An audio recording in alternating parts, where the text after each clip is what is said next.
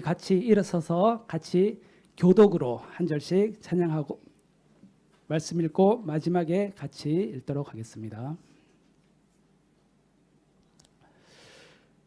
백성에게 명령하여 이르되 너희는 레위 사람 제사장들이 너희 하나님 여호와의 언약궤 매는 것을 보거든 너희가 있는 곳을 떠나 그 뒤를 따르라.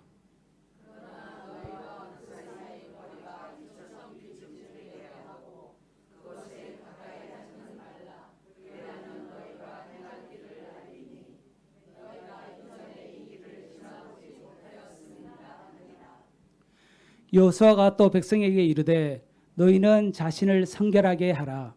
여호와께서 내일 너희 가운데 기이한 일들을 행하시리라.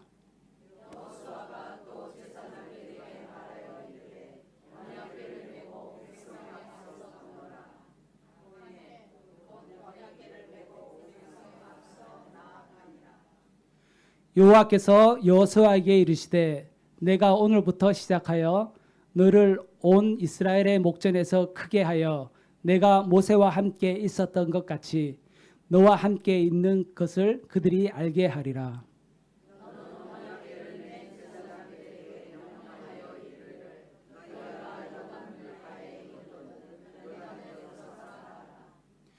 여호수아가 이스라엘 자손에게 이르되 이리 와서 너희의 하나님 여호와의 말씀을 들으라 하고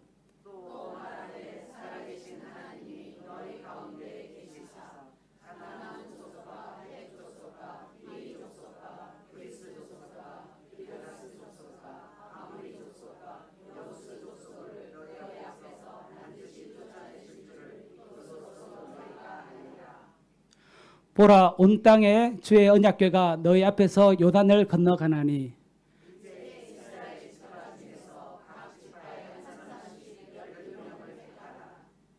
온 땅에 주 여호와의 궤를 맨 제사장들의 발바닥이 요단 물을 밟으면 멈추면 요단 물 곧 위에서부터 흘러내리던 물이 끊어지고 한 곳에 쌓여 서리라.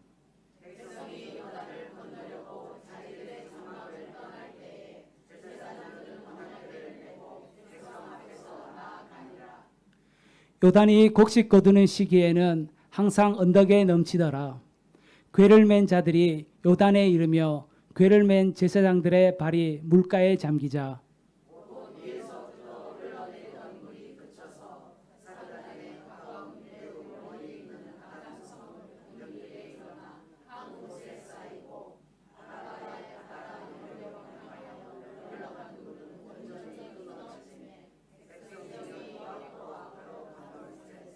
같이 읽습니다. 여호와의 언약궤를 맨 제사장들은 요단 가운데 마른 땅에 굳게 섰고 그 모든 백성이 요단을 건너기를 마칠 때까지 모든 이스라엘은 그 마른 땅으로 건너갔더라. 아멘.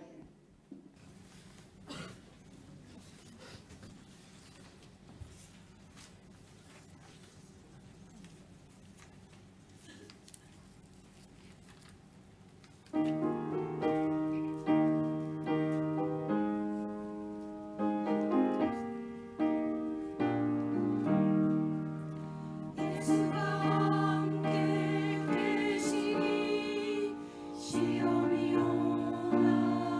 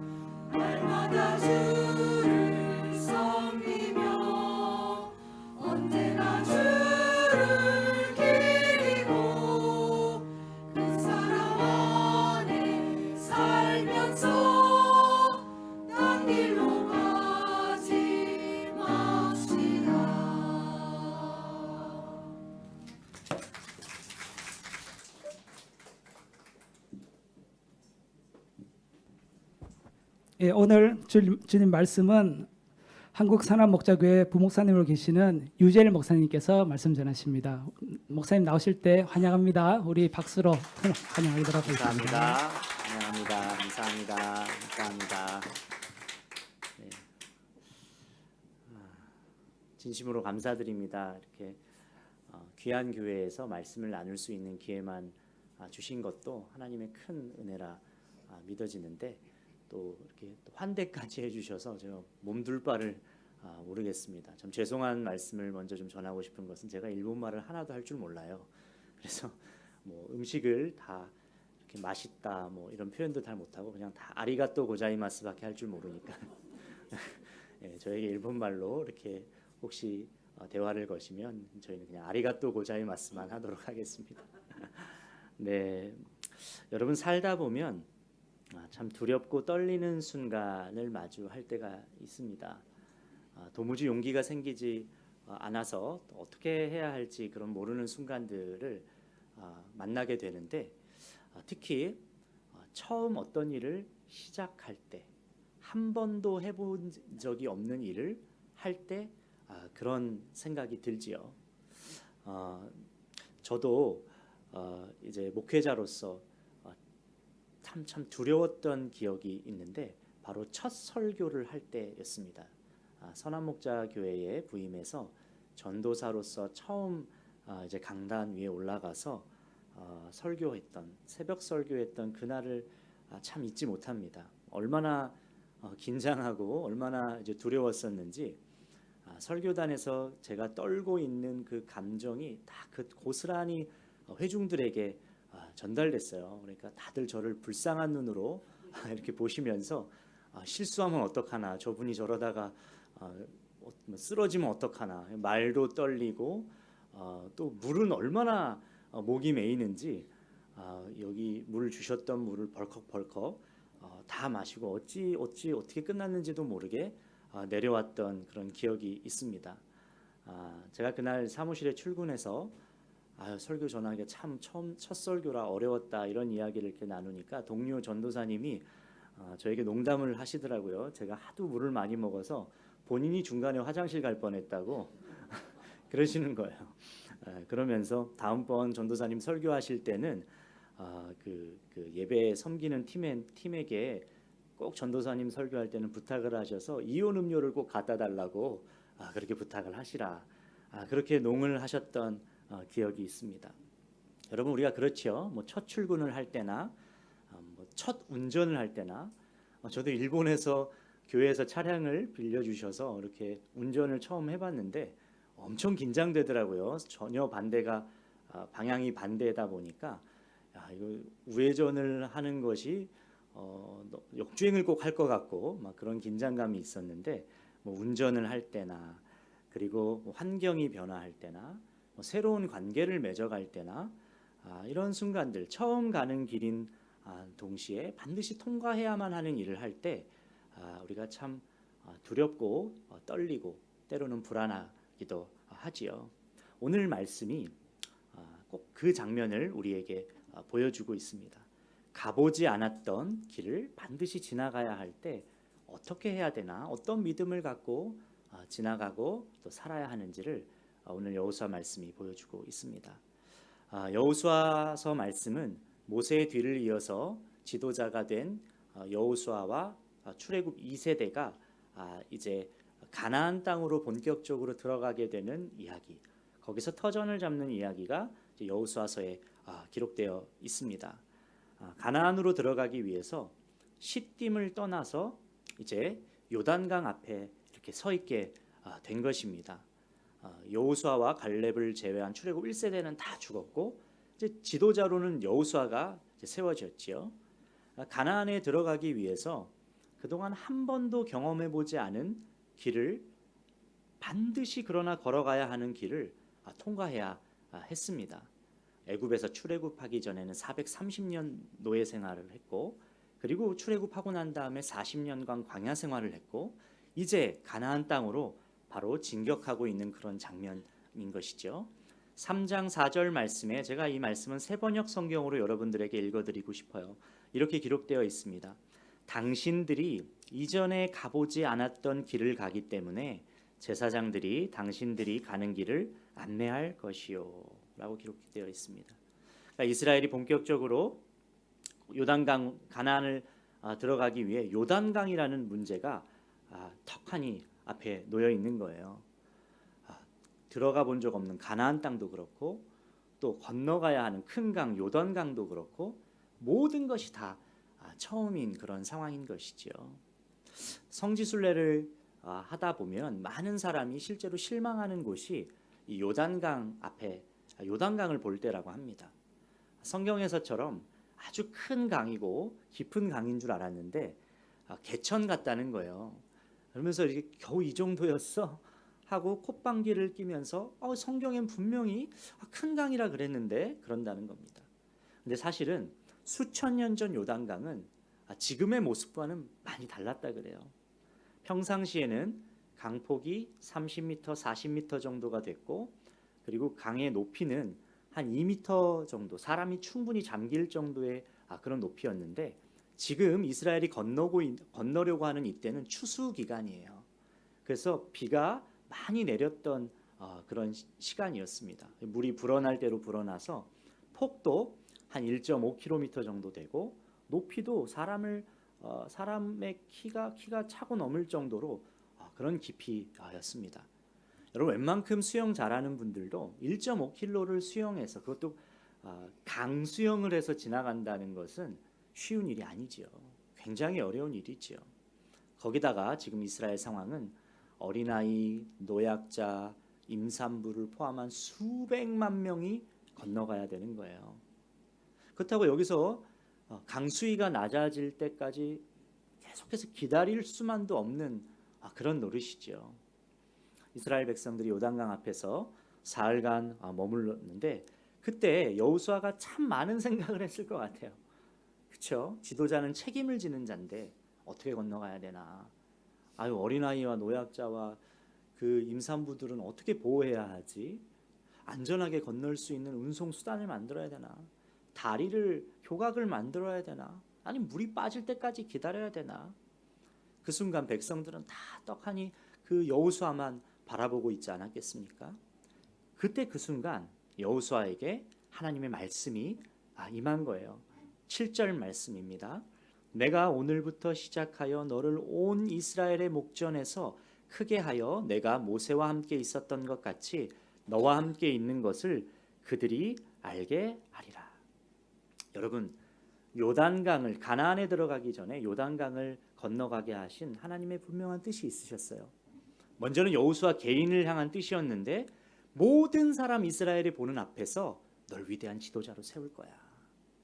이것이 여호수아 개인에게 담긴 요단강 사건의 주의 뜻이에요. 명실상부한 위대한 지도자로 널 내가 세울 거야.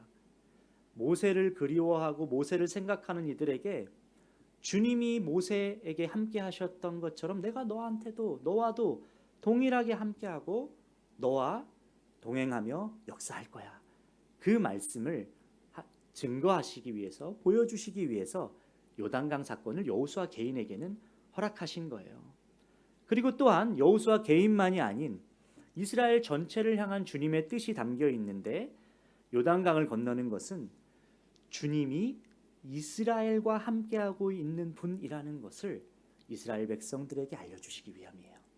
10절 말씀입니다. 또 말하되 살아계신 하나님이 너희 가운데에 계시사 가나안 족속과 헷 족속과 히위 족속과 브리스 족속과 기르가스 족속과 아모리 족속과 여부스 족속을 너희 앞에서 반드시 쫓아낼 줄을 이것으로 너희가 알리라. 어떤 말씀이신 거죠? 너희 가운데 내가 있다. 내가 너희 가운데 있어. 내가 너희와 함께하고 있어. 너희 이스라엘 백성들아, 이 사실을 절대 놓치면 안 된다. 여러분 요단강을 건너고 난 다음부터는 본격적인 가나안 정복 전쟁이 시작되지요. 여리고선 전쟁, 아이성 전투를 시작해서 본격적인 정복 전쟁이 시작됩니다.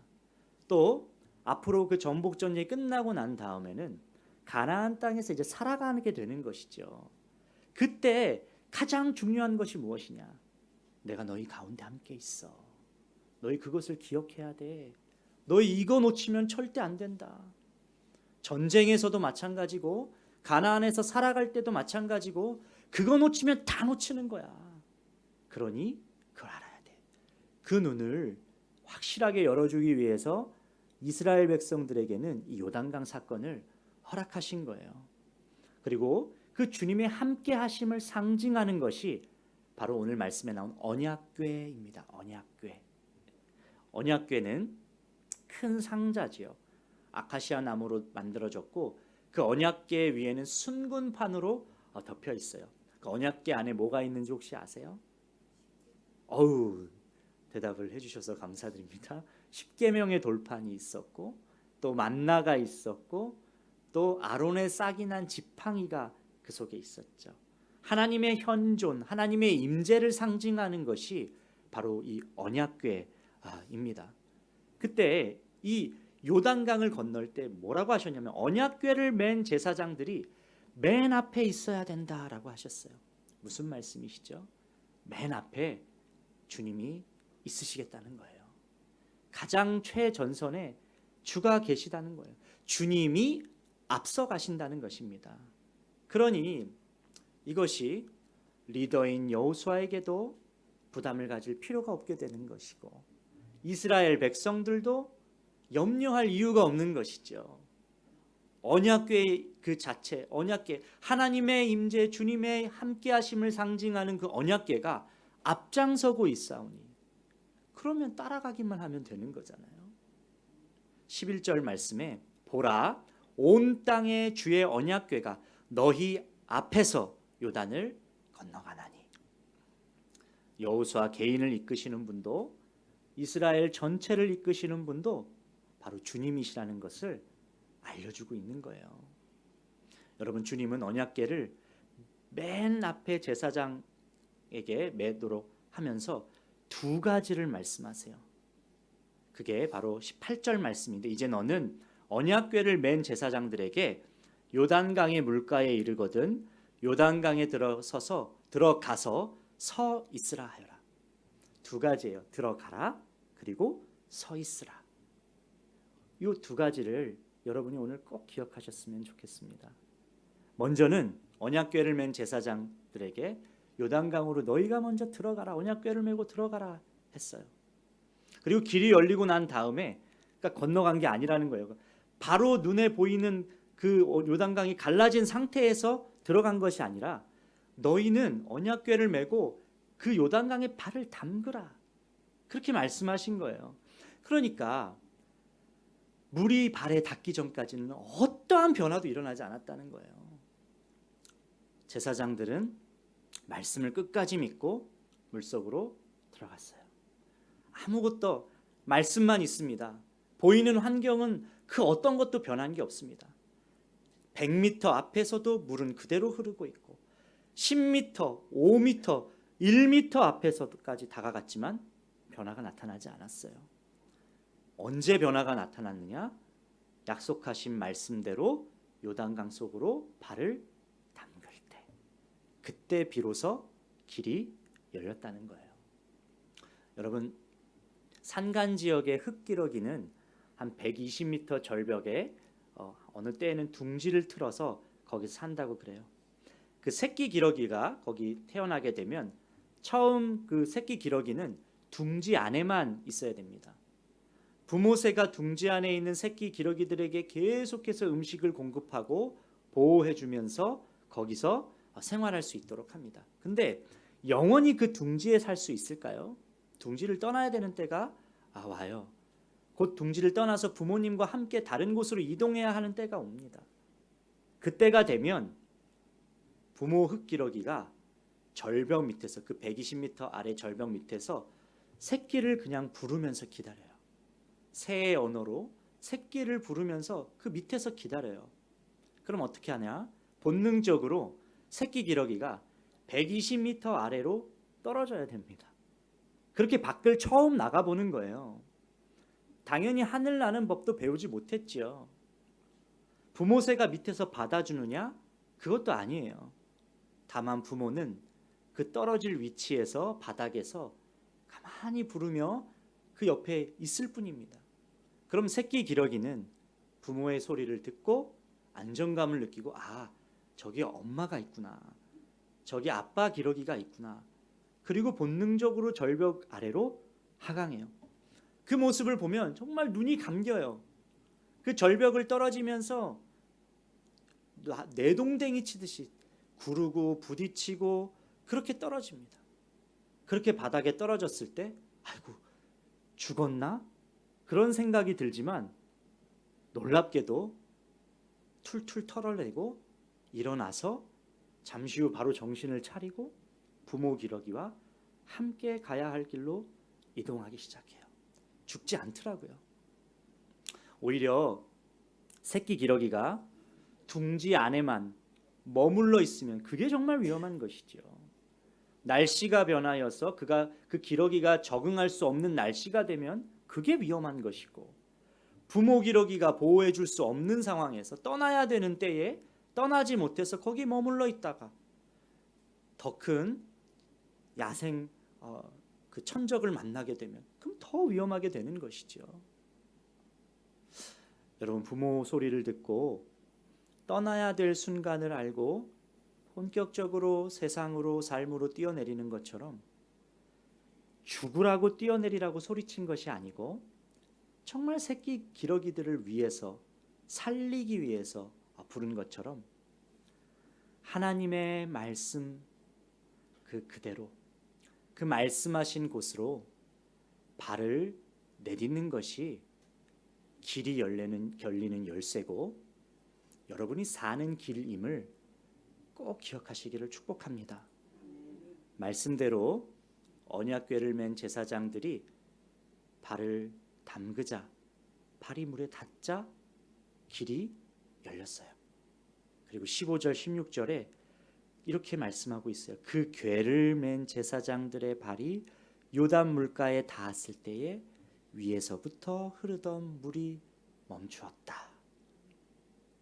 위에서부터 흐르던 물이 멈춰서 길이 만들어진 것이죠. 그 말씀대로 했더니 전에 경험해 보지 못한 길이 열리고 그곳을 걸어가게 되는 은혜를 누리게 됐습니다. 여러분, 주님은 오늘을 살고 있는 우리에게도 동일하게 말씀하세요. 떠나야 할 곳, 내가 말하는 곳, 내가 너에게 말하는 그곳으로 발을 내디더라. 떠나라. 둥지를 떠나라. 말씀이 있는 곳으로 발을 내디더라.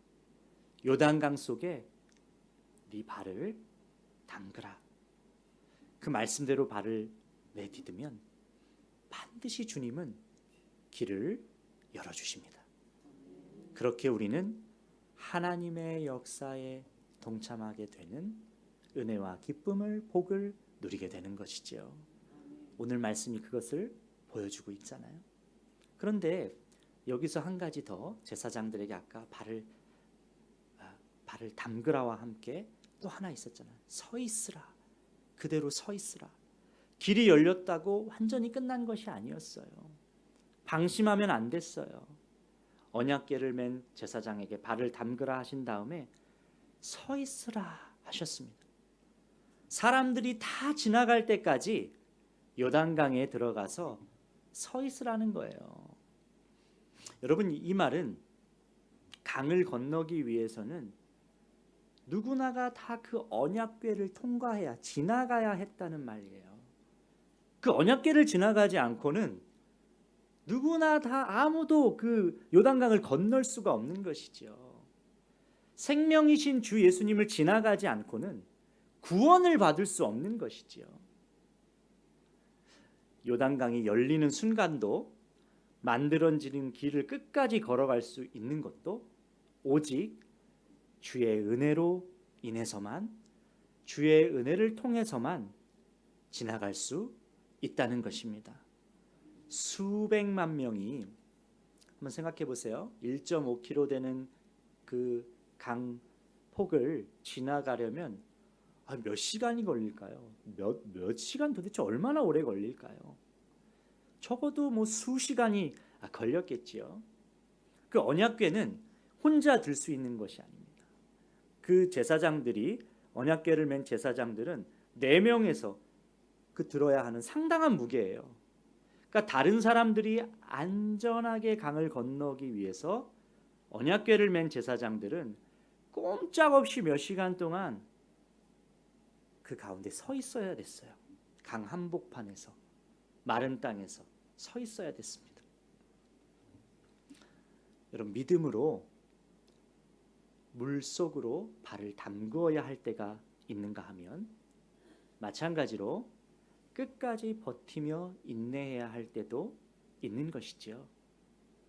맨 앞에 앞장서서 해야 할 순종이 필요할 때도 있지만 어떤 때는 끝까지 버티면서 인내해야 하는 그런 믿음, 순종을 드려야 하는 때가 있는 것이지요.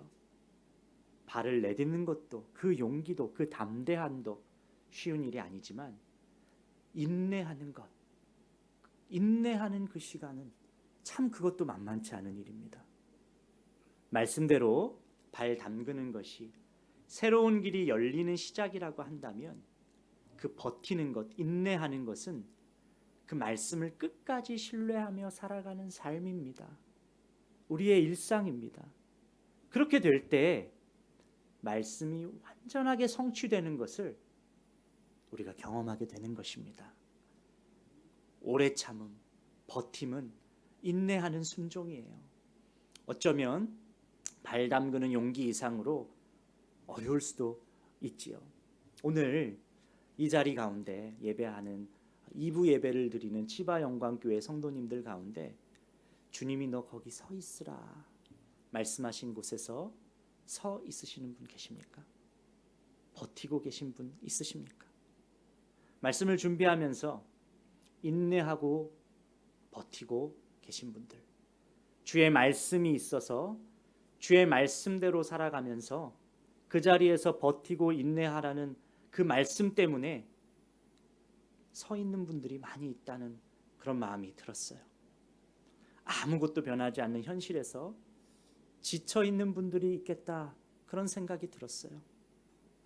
가정이나 교회, 또 일터, 공동체에서 버티고 있는 현실.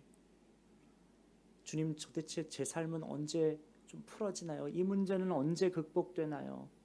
풀리지 않는 형편, 또 재정 상황으로 인해서 인내해야 하는 그런 상황. 때로는 이런 생각이 들죠. 이렇게 하는 것이 무슨 소용인가? 도대체 이렇게 하는 것이 무슨 의미가 있나? 모든 것이 무의미한 것 같다는 생각이 순간순간 우리를 파고들 때가 있습니다. 그런데 오늘 말씀을 가만히 보세요. 언약궤를 메고 서 있었던 제사장들의 인내가 고통이고 희생일 수 있겠지만 그들의 인내를 주님이 사용하셔서 사랑하는 이들이, 사랑하는 가족이, 사랑하는 열방이 안전하게 길을 걸어갈 수 있게 되는 놀라운 통로로 하나님이 사용하여 주셨어요.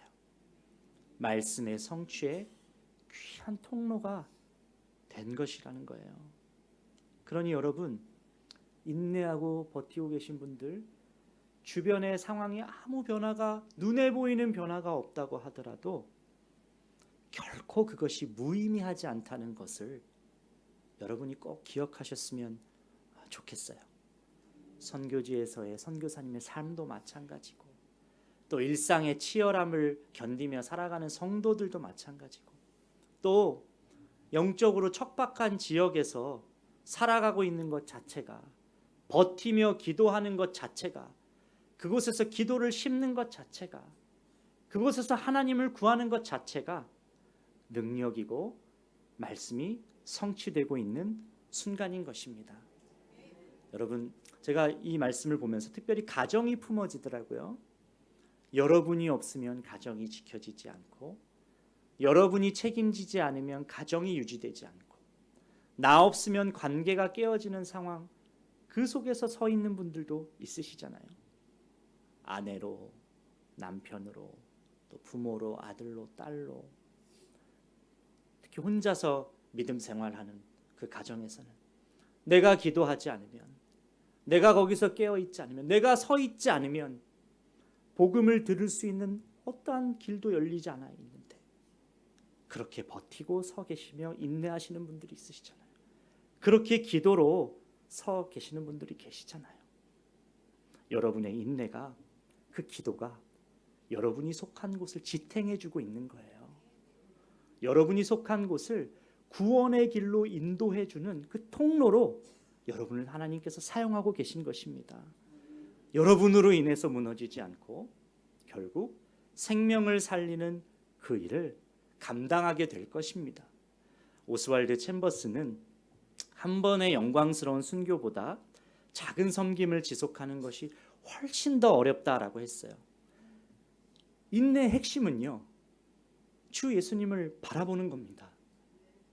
우리가 인내하기 힘든 이유는요, 상황의 지침 때문이 아니라 주님과의 관계에 문제가 있어서 그런 것입니다.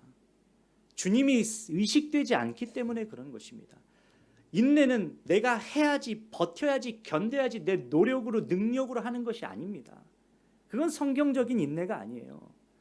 인내할 수 있는 힘을 구해야 됩니다. 외부로부터 오는 힘을 구해야 됩니다. 내 안에서 샘솟는 힘이 있어야 돼요. 주님이 주시는 힘이 나에게 있어야 됩니다. 주가 인내하게 하시는 것이죠. 그래서 주님께 매달리고 주께 예배하고 주께 기도하고 무릎으로 나가고, 그럴 때 우리가 인내할 수 있게 되는 것입니다. 주의 은혜로 말미암아 인내가 되어지는 것이지요. 그러므로 여러분, 말씀하신 곳에서 여러분의 예배가 회복되기를 축복해요. 다른 곳을 바라보지 말고 더 좋은 것 후회할 필요도 없습니다. 뒤돌아볼 필요는 더욱더 없는 거예요. 뒤돌아보면 뭐가 있어요? 애굽이에요. 애굽. 광야예요. 광야. 그 시절로 돌아갈 이유가 다 지나온 길인데 다시 또 뒤로 역행할 이유가 없는 것입니다. 아무것도 못하고 겨우 자리를 지키고 버티고 있다고 하더라도 자책할 이유도 전혀 없는 거예요. 말씀하신 분이 주님이 말씀하셨으니까 그 주권자 되시는 주님에게는 반드시 그 선하신 뜻과 계획이 있어요. 16절 말씀에 위에서부터 흐르던 물이 멈추었다. 그리고 멀리 사르단 근처에 아담 성읍에 뚝이 생겨 아라바의 바다 곧 사해로 흘러가는 물줄기가 완전히 끊겼다. 여러분, 이게 무슨 말이냐면 발을 담그었을 때 이미 위에서부터는, 이미 눈으로 확인할 수 없는 그 상류에서부터는 하나님께서 흐르는 물을 끊어 놓으셨다는 거예요. 사르단은 50km 상류입니다. 떨어져 있는 곳이에요. 근처에 뚝이 생기고 사해로 들어가는 물줄기를 이미 끊어 놓으셨다는 거예요. 너무 멀리 떨어져 있어서 우리는 볼 수 없습니다. 눈으로 확인할 수가 없습니다. 그러나 하나님께서는 이스라엘이 건널 수 있도록 이미 모든 일을 하고 계셨어요. 계획이 다 있으셨어요. 홍해바다 사건과 사실 요단강 사건 참 비슷하면서도 차이점이 있습니다. 홍해를 건널 때는요, 가만히 보기만 하라 그렇게 말씀하셨어요. 그런데 요단강을 건널 때는 먼저 제사장이 요단강에 발을 담그고 모든 사람이 지나갈 때까지 서 있으라고 했습니다. 차이가 있죠. 믿음의 성숙도, 믿음의 깊이의 차이가 있어요. 가만히 주가 하시는 일을 보고 경험하게 되는 때가 있고, 신앙의 연수가 깊어지면 깊어질수록 믿음을 사용하고 발을 담그고 버티며 인내하며 살아가야 하는 때가 있는 것이죠. 처음 예수님 영접하고 처음 만났을 때는 정말 상상할 수 없는 일을 보여주시고 경험케도 해주시잖아요. 그런데 매번 그것이 이어집니까? 그건 주님을 바라보는 것이 아니라 기적과 이적에 초점을 맞춘 것과 똑같은 것이죠. 매번 그렇게 이어지지 않는다는 거예요. 신앙의 여정 속 담대하게 나를 따라와라, 나 믿고 따라와라, 믿음의 도전을 시작해야 하는 때가 있고, 또 버티며 인내하며 살아가는 일상을 살아갈 때가 있습니다. 주님의 역사를 보여주신 방법에는 홍해나 요단강이나 조금씩의 차이가 있지만 또 참 비슷한 것이 있어요. 같은 것이 있어요. 둘 다 떠나야 할 곳이 있었다라는 거. 애굽을 떠나와야 됐고 광야를 떠나와야 됐고, 그러기 위해서 지나가야 할 홍해와 요단강이 있었다는 것도 비슷합니다. 그리고 무엇보다 하나님의 말씀이 그 중심에 자리하고 있어서 길을 만들어 주셨다라는 것이 또 같아요.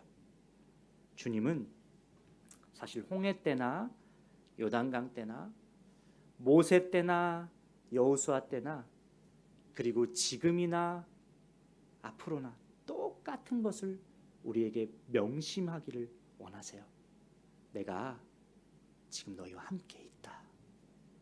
내가 너희 가운데 있다. 10절 말씀이죠. 또 말하되 살아계신 하나님이 너희 가운데에 계시사. 살아계신 하나님이 우리 가운데 있다.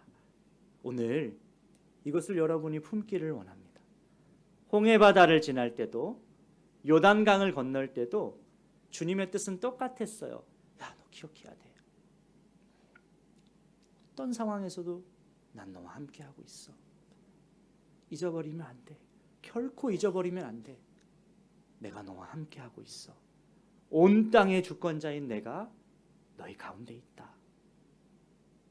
여러분, 그러니 요단강과 같은 문제 반드시 통과해야 하나 스스로 해결할 수 없는 어려운 고난 가운데 있어도 그 가운데 주님이 함께 하시다는 것은 변하지 않는 진리입니다. 저에게는 아들 1명, 딸 1명 이렇게 있습니다. 12살 된 초등학교 5학년 아들이 있고 이제 한국 나이로 9살 된 둘째 딸이 있습니다. 저희 딸이 이제 태어나기 몇 주 전에 산부인과 의사 선생님께서 정기 검사를 하러 갔었는데 초음파 사진을 보시더니 아이 뱃속에 물혹이 보이네요. 이건 좀 추적 관찰할 필요가 있겠습니다. 이야기를 하시는 거예요. 그냥 그때부터 뭔가 찝찝하고 계속 기도하게 되더라고요. 출산 예정일 아침에 아내가 입원해서 아이를 출산하고 이제 딸아이를 이렇게 딱 처음 이렇게 만나게 되고 그 다음부터 상황이 급변했습니다. 초음파 사진을 다시 보시더니 당장 응급으로 수술을 해야 한다는 거예요. 그래서 급히 응급차를 타고 서울 삼성병원으로 이동해서 다시 수술을 위한 검사를 받고 태어난 날 수술을 한 것이죠. 태어난 그날 밤 큰 수술을 했어요. 한 4시간, 5시간 정도의 수술을 하고 몇 시간이 흘렀을까? 저만 그 수술실 앞에서, 아내는 산부인과 출산했으니까 산부인과에 있고 수술실 앞에서 발을 동동 구르고 있는데 집도의 선생님께서 나오셔서 설명을 해주시더라고요. 아이 한쪽 난소가 괴사가 돼서 그 한쪽 난소를 드러내는 제거하는 수술을 했고 거기에 이제 괴사된 부위에 염증이 생겨서 그 염증을 깨끗하게 긁어내는 수술을 했습니다. 이제 잘 수술은 마쳐졌는데 아이가 이제 잘 회복되는 것만 이제 남아 있습니다라는 이야기를 이제 들었습니다. 잠시 후에 이제 그 다음 날 새벽이 된 거죠. 그 새벽에 신생아 중환자실에서 아이를 볼 수 있습니다. 그러니 아버님 오셔서 신생아 중환자실로 오시면 되십니다. 연락을 받았어요. 근데 제가 그 중환자실 문을 참 들어가기가 너무 두렵더라고요. 어떻게 봐야 되지? 아이가 어떤 모습일지도 상상이 가지가 않고, 그래서 그 중환자실 앞에서 뭐 할 수 있는 건 기도잖아요. 주님, 저에게 담대함을 더하여 주시고 주의 함께 하심이 이 시간 저에게 더 선명하게 누려지게 해주십시오. 그렇게 기도하고 그 수술실 중환자실 안으로 들어갔어요. 아이가 온 몸에 그 장치를 끼고 또 거친 호흡을 내쉬면서 그 인큐베이터 안에 깊이 잠들어 있더라고요. 그 호흡을 거칠게 내쉴 때마다 그 아이도 치열하게 싸우고 있는 것 같은 그런 마음이 들었어요. 무의식적으로 뭐 제 시선이 그냥 딸에게서 떨어지지가 않는데 그 딸이 누워 있는 그 인큐베이터에 그 유리 가까이로 제 눈이 점점 가까이 가더라고요. 눈을 뗄 수가 없겠더라고요. 근데 그때 눈이 거의 유리에 이렇게 맞닿을 즈음에 그 유리에 비친 제 눈을 봤어요. 눈물이 그렁그렁 맺혀 있는 떨리는 눈을 봤습니다. 그때 주님이 저에게 묵직한 음성으로 아주 세미한 목소리로 말씀을 주시는데 이런 음성이었어요. 자녀가 고통 중에 있을 때 치열하게 버티며 싸우며 인내하고 있을 때 너 지금 딸아이를 보면서 느끼는 그 감정, 그 마음보다 내 마음이 비교할 수 없을 만큼 훨씬 더 깊고 유리에 비친 너의 그 눈동자처럼 내가 그렇게 고통당하고 있는 이들, 어려움에 빠져 있는 이들을 지켜보고 있다. 내 시선은 너를 향해 있어. 너를 향해 있어. 여러분 중에 통과해야 하는 문제, 고난의 한복판에 계신 분이 있으십니까?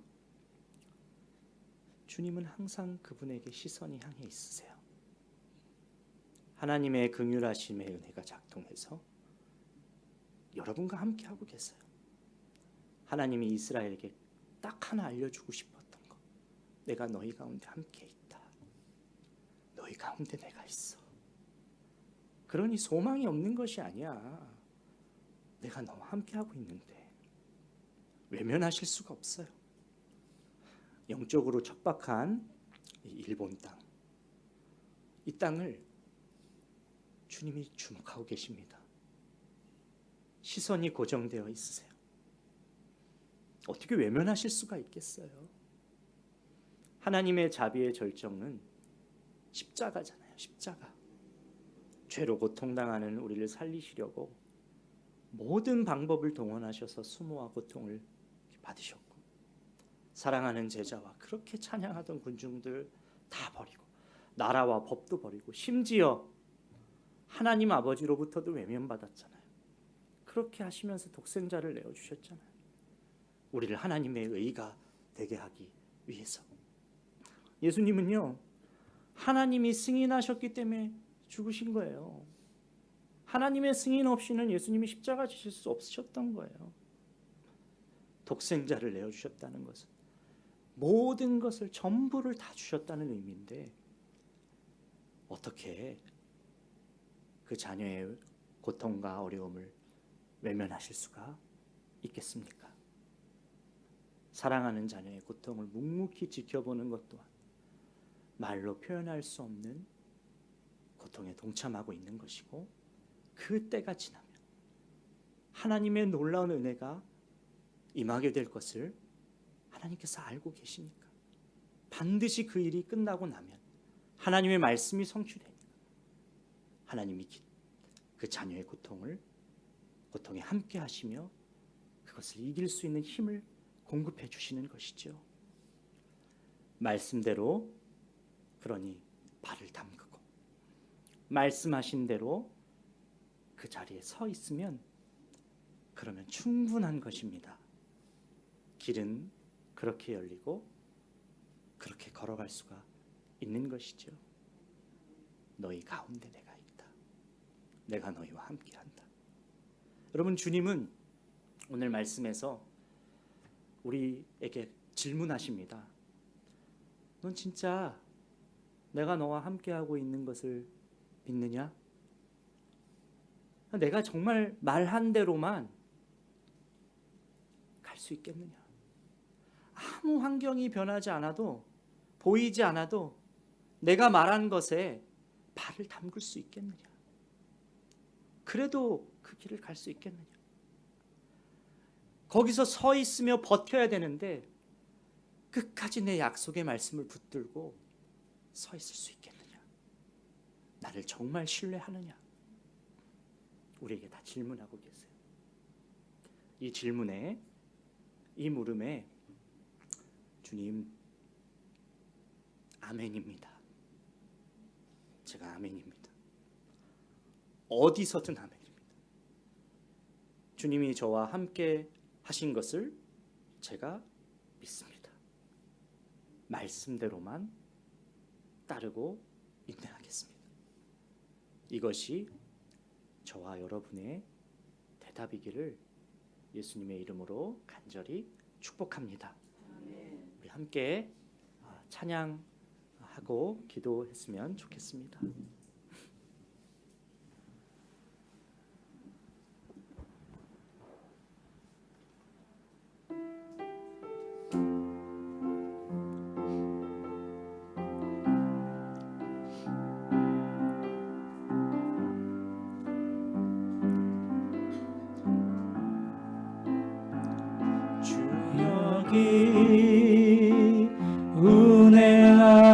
운행하시네 주 경배해 주 경배해 주 여기 역사하시네 주 경배해 주 경배해 주님 마음 만지네 주 경배해 주 경배해 우리 마음 치유하시네 주 경배해 주 경배해 주님 새롭게 하네 주 경배해 주 경배해 주님 회복시키네 주 경배해 주 경배해 주는 새 길을 만드시는 분, 큰 기적을 행하시는 분, 그는 우리 하나님. 주는 약속을 지키시는 분, 어둠 속을 밝히시는 빛, 그는 우리 하나님. 그는 하나님, 그는 하나님, 그는 하나님, 그는 하나님, 그는 하나님, 그는 하나님, 그는 하나님, 그는 하나님.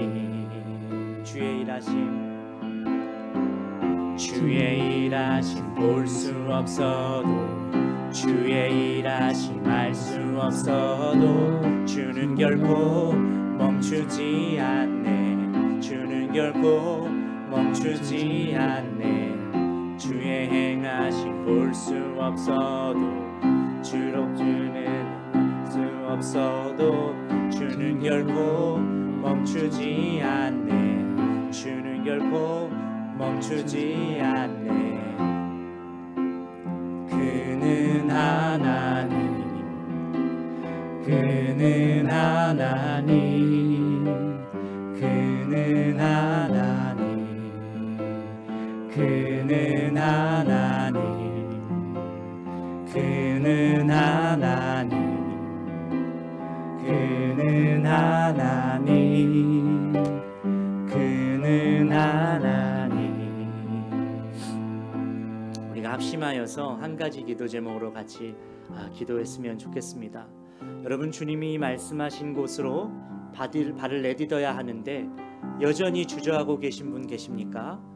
오늘 주의 음성을 들으시기를 바랍니다. 온 땅의 주권자이신 주님의 언약궤가 당신들 앞에서 요단강을 건널 것입니다. 온 땅의 주권자이신 주님이라고 말씀하셨습니다. 앞장서 계신 주님을 오늘 보는 믿음의 눈을 저에게 열어 주시옵소서. 내가 앞장서는 것 아니고 주의 말씀 따라가게 하여 주시옵소서.